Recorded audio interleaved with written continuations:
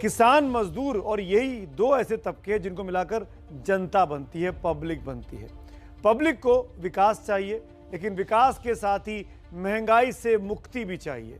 लेकिन महंगाई है कि आम लोगों की जेब में लगातार छेद करती ही जा रही है। अगर एक साल के अंदर देखिए तो मसूर दाल 25% तक महंगी हो चुकी है, सरसों का तेल 42% महंगा हुआ है, चाय पत्ती 25% महंगी हो चुकी है, टमाटर तो 72% तक महंगा है आज की तारीख में। एलपीजी जो कि गैस है उसका दाम 51% बढ़ चुका है, जबकि दिल्ली में पेट्रोल का दाम अभी भी पिछले साल के मुकाबले 27% ज़्यादा है और डीजल 21% तक बढ़ा हुआ है।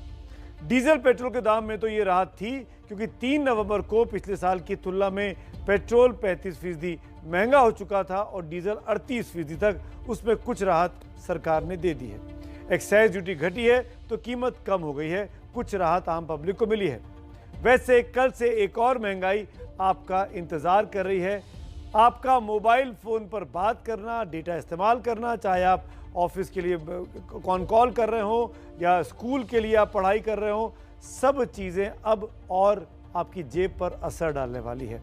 हमारी एक और रिपोर्ट जो दिखाती है कि कैसे महंगाई डायन खाए जाते हैं।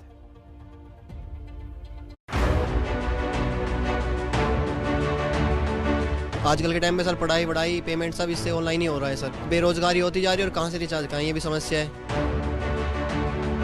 जैसे इन्होंने रेट बढ़ा दिए वैसे नेट नहीं चल पा रहा है, कॉलिंग नहीं हो पा रही है। आप 4G दिखाता है, चलता 2G भी नहीं है ढंग से। हर चीज़ का किराया बढ़ा तो आम इंसान करेगा क्या? मोबाइल को भी हम लोग सोच समझ के फिर हम लोग को यूज़ करना पड़ेगा। अपनों से बात करते हुए जो चेहरे खिलखिलाते थे, अब उन चेहरों की हवाइयां उड़ने वाली हैं, क्योंकि भारतीय एयरटेल के बाद वोडाफोन आइडिया ने भी महंगाई का झटका दिया है।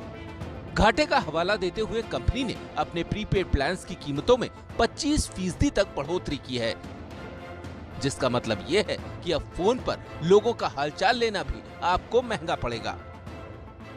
पेट्रोल डीजल की कीमतों की वजह से लोग पहले ही पैदल होने के कगार पर हैं।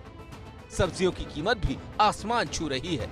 ले देकर एक फोन बचा था, लेकिन अब वो भी महंगाई के लपेटे में आ गया है और इसका सीधा असर 120 करोड़ मोबाइल यूजर्स पर पड़ेगा।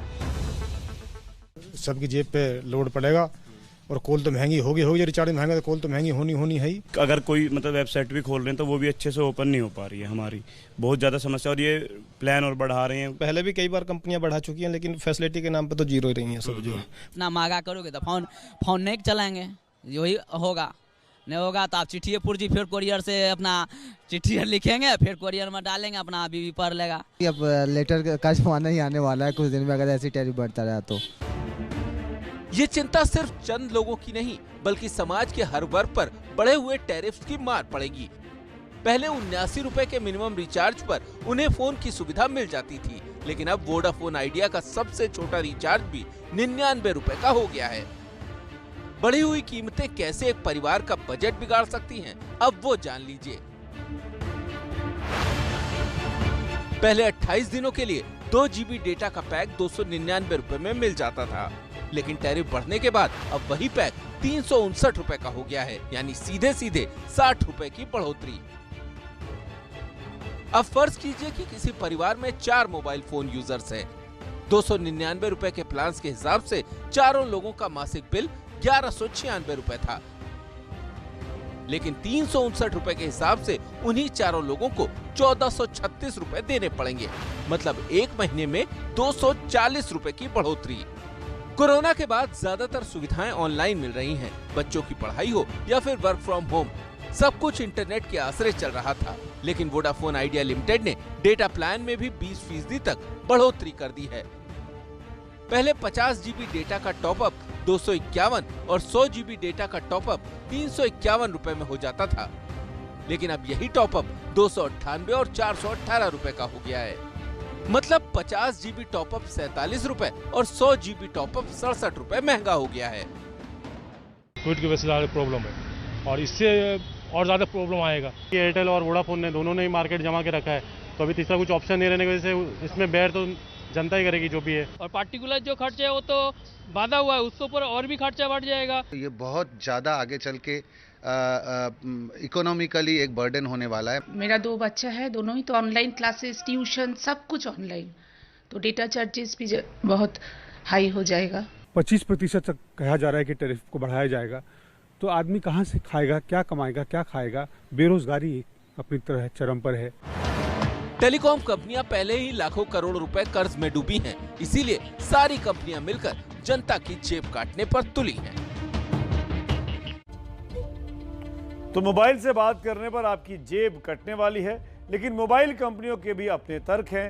उनका कहना है कि 5 साल में हर ग्राहक से उनकी कमाई 20 रुपए घट गई है और अगले मार्च तक उनका कर्ज बढ़कर 4,70,000 करोड़ के करीब पहुंच जाएगा। इसीलिए ये बढ़ोतरी जरूरी है।